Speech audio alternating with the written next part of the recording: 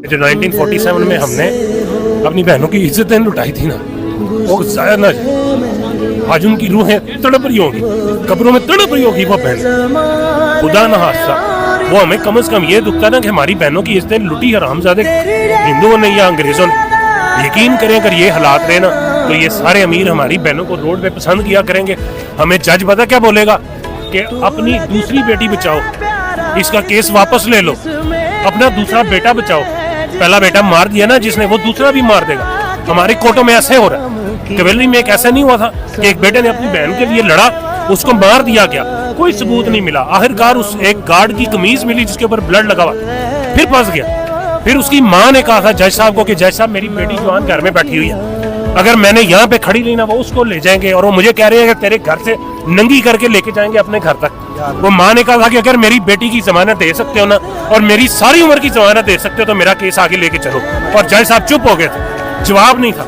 पाकिस्तान की सबसे बड़ी अदालत का जज एक औरत को जिसके साथ ये हुआ हो वो ताकत नहीं दे सकता, उसको हौसला नहीं दे सकता, उसकी हिफाजत नहीं करने का ऑर्डर दे सकता, तो हम कौन से इंसाफ में लेके बैठे हुए?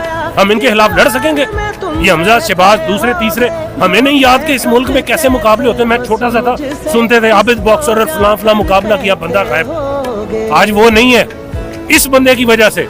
इसलिए थोड़ी कि हमारे पास टेक्नोलॉजी आ गई है, इसलिए थोड़ी कि हमारे पास आईफोन आ गया 2-2 लाख रुपए का, इसलिए कुछ नहीं हुआ। ये सारा कुछ वही है। सिर्फ इस बंदे ने इतनी समझ दे दी है कि जो गलत करेगा उसको बोलो, कम से कम बोलो। मैं निकला हूं ना बोलने के लिए, मैं हाथ में मेरे गन तो नहीं है, लेकिन मैं बोल रहा हूँ जो मेरा ईमान कहता है, जो मेरे नबी ने तालीमात दी, जो कुरान में पढ़ा, मैं वो करने निकला हूँ। इस बंदे ने मुझे बताया कि गलत हो कम से कम बोलो, ताकि क़यामत वाले दिन ये ना कोई बोले कि ये गुल्लू का पट्टा बड़वा चुप करके बैठा हुआ था और हमारे सामने मुल्क में ज्यादतियां हो रही थी। मैं तो कह सकूंगा ना, मेरी ये रिकॉर्डिंग आज भी आप दोगे, आप उस दिन भी गवाही दोगे कि मैंने इस बंदे को वहाँ पे देखा था और ये खड़ा था। इसीलिए कि आप सबको भी ये लगे कि ये गोलियां नहीं देने आया। ये भी तो हो सकता था कि मैं बड़े आराम से आता, आराम से बैठता, जिधर रश होता मैं थोड़ा सा दूर रहता और जाता, सेल्फी लेता और लगा देता जी मैं खड़ा था। सबसे अपनी मेरी जिंदगी की सबसे कीमती चीज ये मेरा बेटा है, इसको मैंने आगे बिठाया हुआ इसी रास्ते के ऊपर, जिधर से खुदा ना कोई आएगा तो यहाँ से चल के जाएगा। इससे बड़ी हमें क्या है।